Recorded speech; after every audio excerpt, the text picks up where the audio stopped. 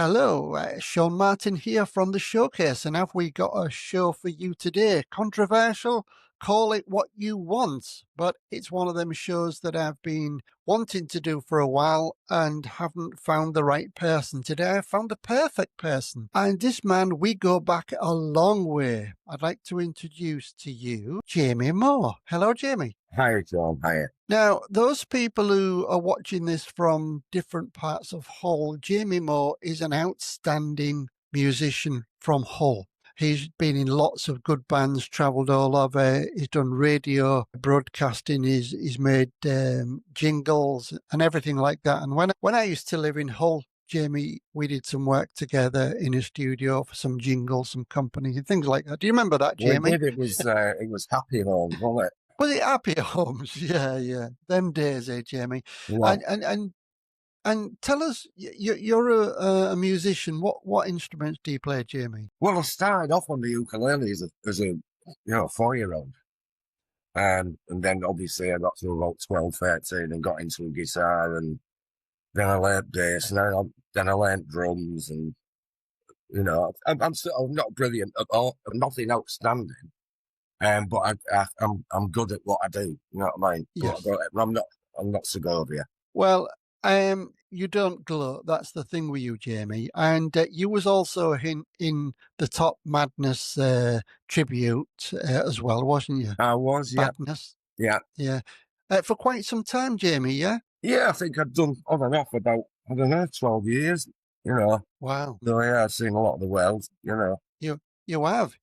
And still going strong. And sadly, this is the part that I come up to that I want to really have a discussion with Jamie about, because I think it needs to be said. And I think probably people already know. Special, you decide. But we're going to talk to Jamie about COVID-19. Now, nobody likes that word, because when COVID happened, lots of people, well, let's talk about the entertainment business only, didn't only have work, but they struggled enormously to find money to pay for things, because, there was no entertainment. Most clubs was basically you couldn't do anything. So if you couldn't find a part-time job or whatever. Now, coming to COVID-19, I kind of was mesmerized, like thousands of other people was, on the news that the COVID-19 was a world pandemic, and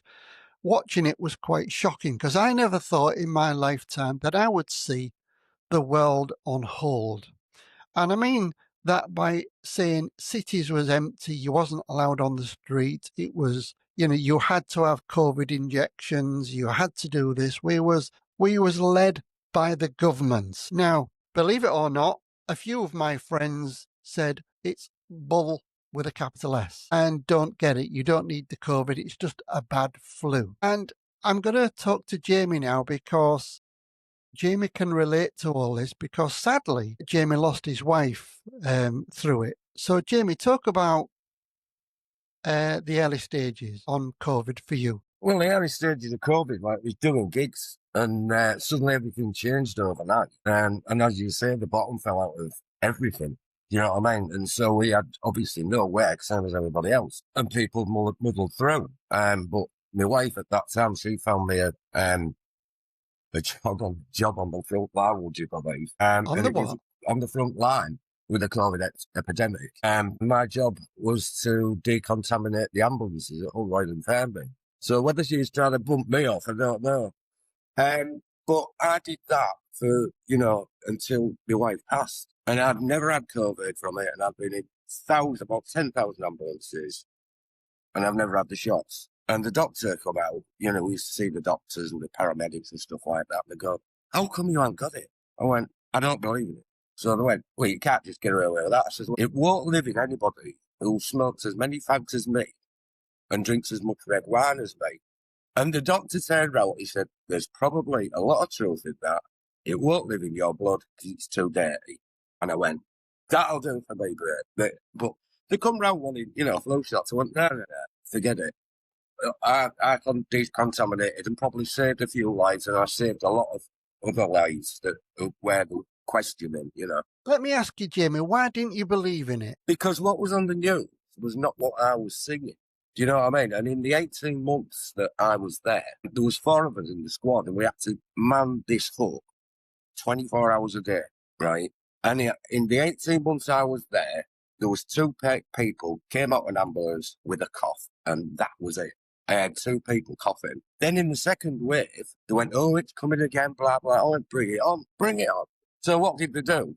The second wave, they closed the Nightingale Hospital in Harrogate, and they cut our hours. So COVID didn't exist between the hours of 12 and 4. So Yeah. to me, that doesn't make sense. What doesn't make sense is allowed. Do you know what I mean? Yeah, I mean, I have to say, Jamie, that I'm not sure whether the evidence will ever come out, but I think it was part of a culling process. God, yeah. Well, without. And I think you look at the world today; it's vastly overpopulated. Yeah. It's massively in debt. Therefore, it's in debt because it can't afford to pay people's pensions. Yeah. Older people, and that's why I think, I'm not sure you'd agree with me, Jamie, but it affected the older people over 50s more. Of course it did, yeah. And I don't know whether the injection caused the significant sudden deaths of people. Yeah. Whether now, okay, I was as fit as a fiddle, Jamie, and I used to go to the gym. I don't smoke. I'm not like you. I don't drink. I'm not like you. A couple of pints of Guinness, maybe, and I felt I was fit, but I got a shock because about 4 years ago, I started going dizzy going up the stairs, and I thought, I feel a bit dizzy. I had to hold on top. I just thought maybe short of breath or something like that. Anyway, I went to the heart hospital and had the check, and he said, "Oh, you've got a leaky valve." Right. I said, "What's a leaky valve?" He said, "The blood's pumping back into your heart. It's only mild. Yeah.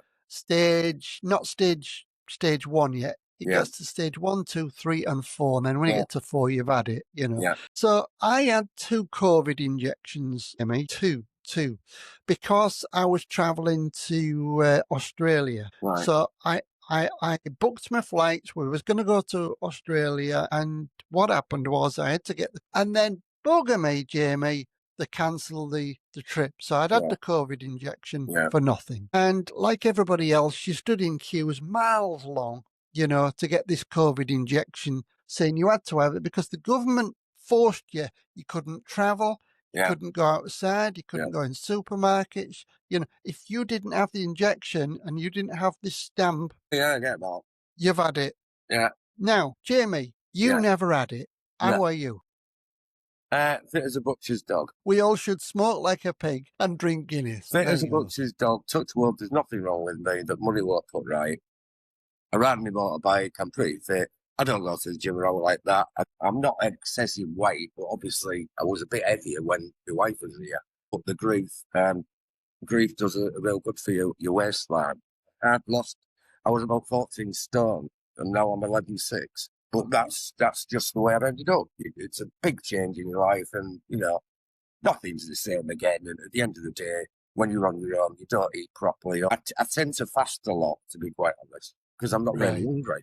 I'm fit as out. I'm not on tablets at all. Jamie, let's talk about grief, because talk us through your wife's situation. Are you okay to do that? Yeah, that's fine. I've been waiting since 2021 to talk about this, because I think in the early days that, oh, you've got a tinfoil hat on, German. And it's like, I haven't, you know what I mean? I can take that off. You can't take your spike proteins out. So anyway, what happened was, what I was seeing at hospital, saying to Louise, I said, look, this doesn't add up. I said, none of this is happening. I said, what I'm seeing at the hospital ain't what they're showing on the news. A lot of telltale signs where, what did they say about, oh, we have to keep this vaccine at -13. Once it's thawed out, we can only move it 4 times. I thought, is it nitroglycerin? I've never had such poppycock in my life. Go out into a restaurant, you could sit down, take your mask off and eat. So there was no COVID here, but when you stood up, all this COVID. And to me, it was a really, really bad reversion of Contagion, if you've ever seen that film.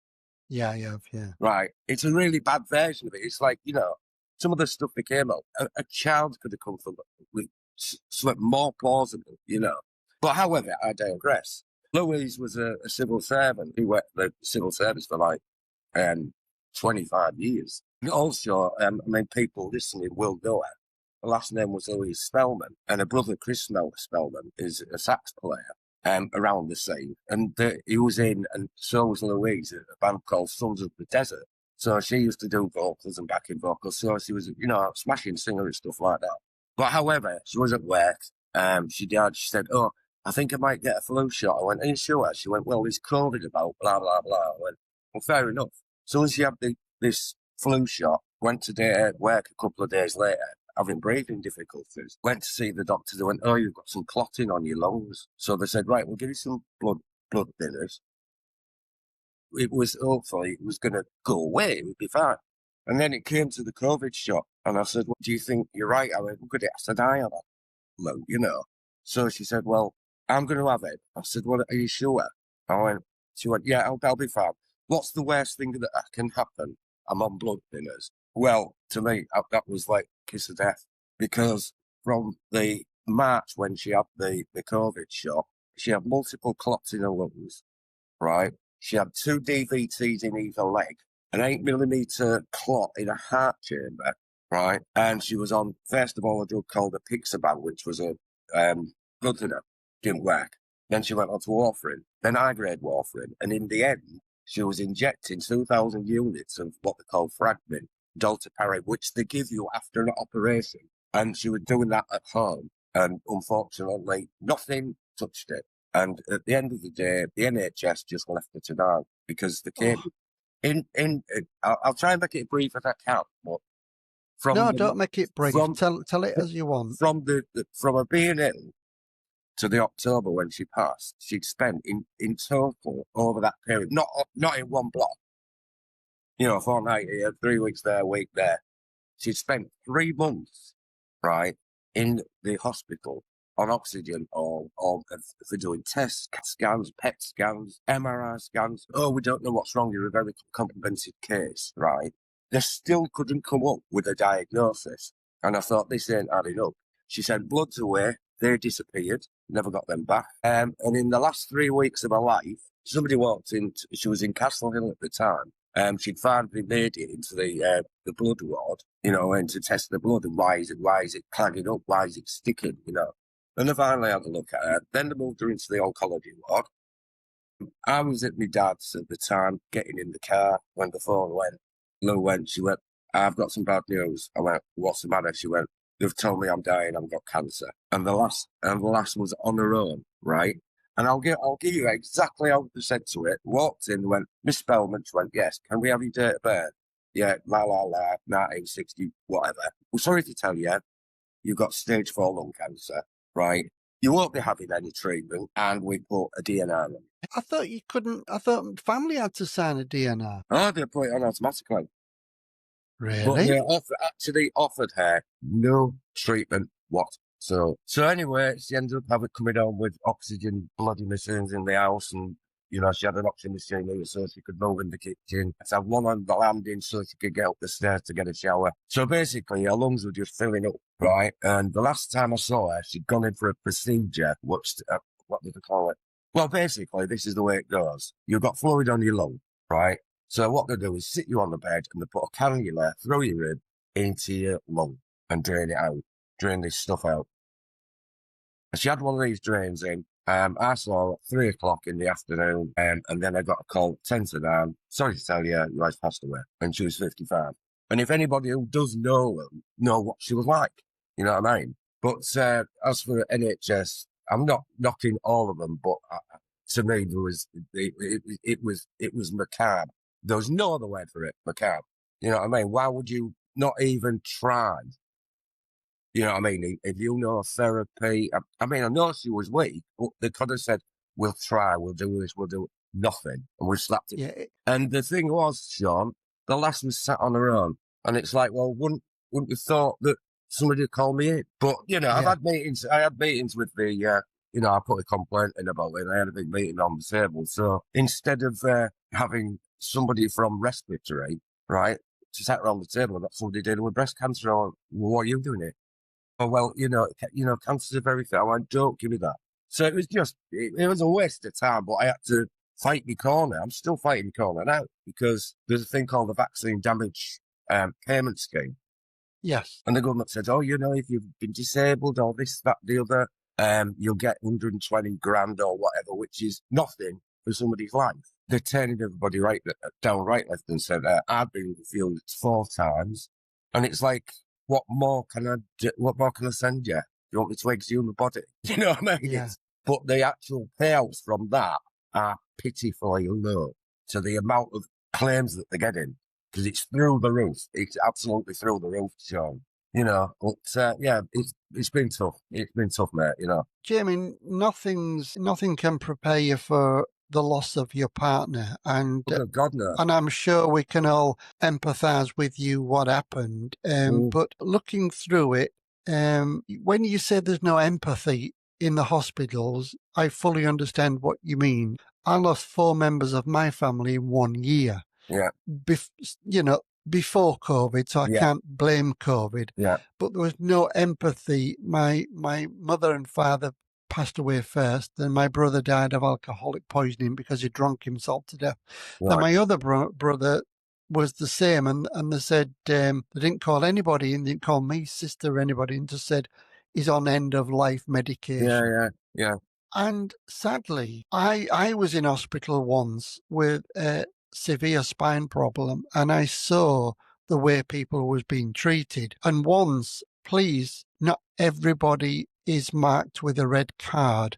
There are some nice people in the NHS. Please don't say that we're calling the NHS. We're not. But there are some proper bitches in hospital. I agree with and the next door bed from a guy peed himself because he couldn't get out of bed. And the abuse he got from peeing the bed was unbelievable. I can believe it. And I called somebody over. I want to speak to the head of the department. And I said, I've seen what that man's gone through. And somebody else came through and did a full report about it and everything like that. Are you prepared to go to court? I said, it's not about court. I said, I'm just telling you the way that man was treated in this hospital was not right. Yeah. It kind of like replicates what you're saying with your wife, Jamie, And it was absolutely callous. There's no other way, you know what I mean? And I don't think I'm being oversensitive. The least that they could have done is sent for me, or pre-warned me. You know what I mean? And it's like, yeah, where's all the dignity gone out of all this place? I would turn into a bit bloodthirsty hospital now, Yeah. And yeah, the hospitals, they say the hospitals was over capacitated. There wasn't enough nurses. I used to go to Old Royal every morning about 5 or 6 o'clock, and then it'd be in darkness. Really? Yeah. Crazy, isn't it?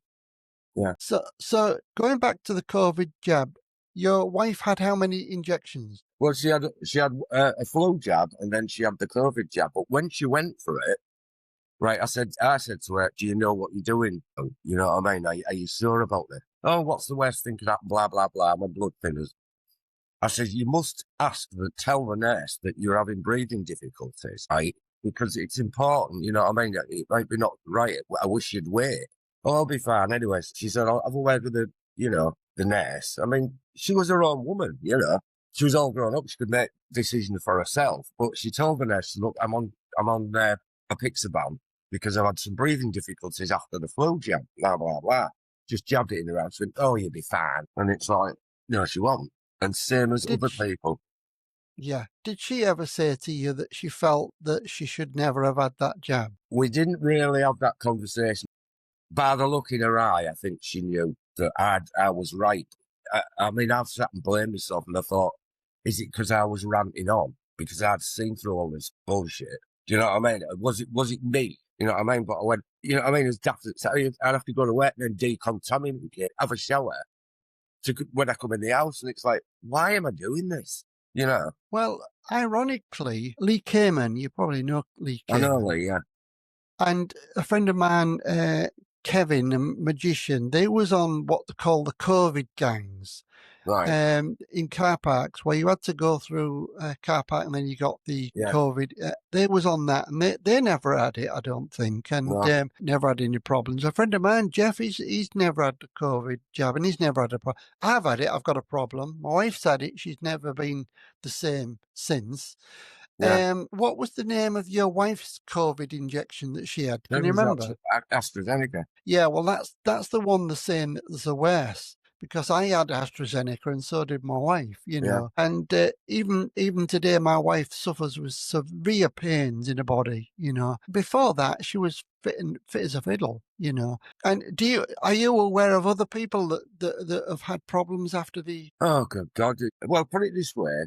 Where I live, down our block, between the numbers 10, I live at 53, and up to 63, I've had 5 deaths along there. Yeah, in how many over how long a period? About 10, 12 months. Yeah, it's unusual, isn't it? And Yeah. it's not a freak. Yeah. It's not freak of nature. It's I've tried to source things on the internet, and all governments now they're saying that they're getting together in this Illuminati kind of thing because Yeah. the world can't continue the population that it's got because it's living longer. People are living longer, and with medicine and robotic medicine and things like that, people are having operations quicker, keyhole surgery. But how do you stop the population, Jamie? Yeah, I know, but it's just one of the Culling, things. It is culling. culling, Oh, absolutely. Absolutely. I and mean, in my book, pharmaceuticals don't want you to keep you alive. They just want you as a patient. They want because it's money. you're Yeah. kind of like a test person, aren't you? Oh, yeah. I keep away from everything, including doctors, because they can all go away, thank you. I look after myself. That's all I'll do, you know what I mean? Yeah. So you don't take any medication or anything. When you're poorly, what do you do? Have a beer. There's a Once, lot to Sean, be said for I beer. don't really get poorly, mate. Wow. I don't have blood pressure out like that, you know what I mean? Wow. So I'm not no diabetic or anything like that. I might be going out my mind, but that's a different story. I think that's age. But you know what I mean? I've got no arthritis. I still ride a motorbike, you know what I mean? And it's like, Yeah. I mean, I've been at my lads the other day doing a bit of labouring for having some jobs done, so I went and did a bit of labouring and that. All right, I ain't as strong as I used to be, but they are, No. you know, it is the way it is. So the entertainment business kindly got back together, but it was changed dramatically, Oh, Jamie. good God. I mean, the accident won't have gone back on the road. Yeah. Because obviously they couldn't sustain it. You know, luckily it is picking up. But, I mean, to me, the whole thing was just a joke, you know. I mean, it affected every person, every business on the planet. Do you know what I mean? And at the end of the day, you can't go out, you can't go out. But we had, party gate at 10 Downing Street, laughing their asses off us, didn't they? There you go. That was another. Do you know what I mean? It's like, well, that's yeah. what don't make sense, you know. Yeah. I watch a lot of Judge Judy, and when she says what doesn't make sense is a lie. Do you know what I mean? That's a good rule of thumb. Yeah, yeah. You know, because some of the crap that we was having to do. I mean, I use building up at Asda sometimes, and I kind of look back and see myself stood in the car park, 2 meters from somebody else waiting to get in. All there like, man, shake, you know what I mean? But we all did as we were told, you know. Yeah, but stood this 2 meters apart thing it was bollocks, wasn't it? But the other thing is, Sean, I'm still seeing people walking around in masks. Yeah, I am. Yeah. But the funny thing is, they're using their own homemade ones, and it's like, that is really damaging you because if you use it and you put it down to dry, you've got all them germs in it, then you go put it on the next day, and you don't realise you're doing more harm to yourself by limiting your air supply. Of course you are. You know what I mean? But, of course you are. I mean, I once saw somebody in a car with a mask on and a visor as well in their own car. Yeah. It's like, right, okay. I see you still got you're still frightened then. Crazy, isn't it? Yeah, Isn't yeah. it? And I think the effects from COVID will continue to unfold. And I think eventually the truth will come out, Oh, it will. I because, mean, there is. I mean, if you look at Australia, Australia's really up in arms about it because they know what's happened. yeah, Believe you me, I mean, I'm part of the COVID inquiry because it was Neil Hudgell who started that. And I was one of the first to get in touch with them and say, this is what's happened. And so they had to talk me through the form because I was struggling to write because I had PTSD after losing Lou and la. And the form they put out, they said, well, what disability? I went, the disability? She died. He went, what? And then I rang him. He went, there's loads of people ringing in now. We didn't realise. So Hudgell has been at the front of this COVID inquiry in London. So there's like loads of us, and then I'm part of this, call it, I can't remember, but it's like a support group on Facebook, UKCV group, I think they call it. It's for people who's lost somebody or disabled people from the jabs, and they're the ones who's pushing this inquiry. The truth's going to come out. There will be another, what they're calling in Nuremberg, trial. And unfortunately, the people who administered the jabs, they are going to be culpable for it. It and might that is take that. years. It might Yeah, take yeah. years, but Mm, people are going to be responsible for it. And that's not just me, saying a sob story. This is facts. If you dig yeah. deep enough, there is information out there, but it's not making mainstream media because it never will. No, no, no. There's plenty of stuff on the internet. I noticed there's a lot of stuff gets taken off pretty Oh, God, quickly oh, now as yeah, well. yeah. Which, which This to probably will. Yeah, which is kind of another strange. Why can't we live in a democratic country. Why can't we We're say supposed to. what we want to say? Or can't Yeah, are we being stopped? There's yeah. cameras everywhere now. England now is camera city. Tell me You about can't it. do anything. Uh, and we've gone through COVID. Now we're going through the immigration thing. I don't know what's going to happen next, Jamie. The world is in a pretty state, really. Well, I've got my own views on that, but I don't talk about it. Well, we'll save that for another time. Governments, to me, none of them are any good. None of them. Lennon summed it up, didn't he? John Lennon summed it up. He said the world's run by lunatics. Yep, correct. But Jamie, we vote them in. Yeah. That's the sad reality. You listen to somebody, it's like Nigel Farage now says he's going to do this, he's going to do that, he's going to do this, and then all of a sudden, he gets voted in and nothing happens. Yeah. These are the things that happen. Well, look, we've been talking to the viewers. We've been talking to Jamie Moore, and Jamie Moore's life has dramatically changed from COVID. And I'd like you to give me your thoughts on this podcast because I'd like you to tell us you agree with us on what we're saying, or you agree with Jamie on what you're saying, or you disagree, and why. And I'm going to leave the comments open on the YouTube site. And yeah, we're probably going to get some controversial comments, but, I think we can reply to them positively. Try and search on internet anything about after effects of COVID. You won't find much because it's been taken down. And, this thing about COVID being produced in a lab in China, it was released. It's strange that it did all stem from China because 12 military specialists went to China when the COVID jab was on. COVID, and then all of a sudden, every corner of the world had COVID. How does it spread like Yeah, that but the from other, 12 I people? don't know if you remember, just before the outbreak of COVID, don't you remember there was all the protesters in China Yes, in the streets with all the umbrellas up? correct. Yeah, yeah. So what happened to them? Did they get dispersed? Was that the dispersal thingy? Well, I just, recall that somehow, you know what I mean?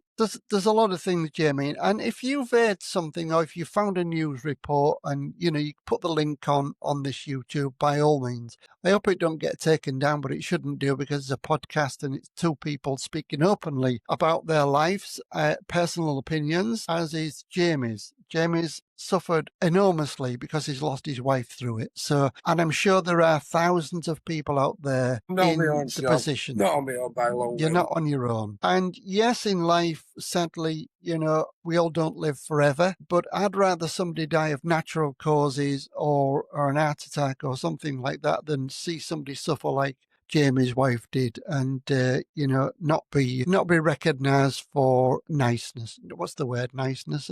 Yeah. Okay. Everybody needs sympathy. That's the word I'm looking for. Be empathetic and sympathetic. Yeah. So nice talking to you, Jamie. It's been fantastic, and I do hope that you get back into the music side of things, Jamie, because you're an outstanding musician. For those people that know you. I might do. You never know. You never know. You never know. You might overcome your anxiety and might make you feel better.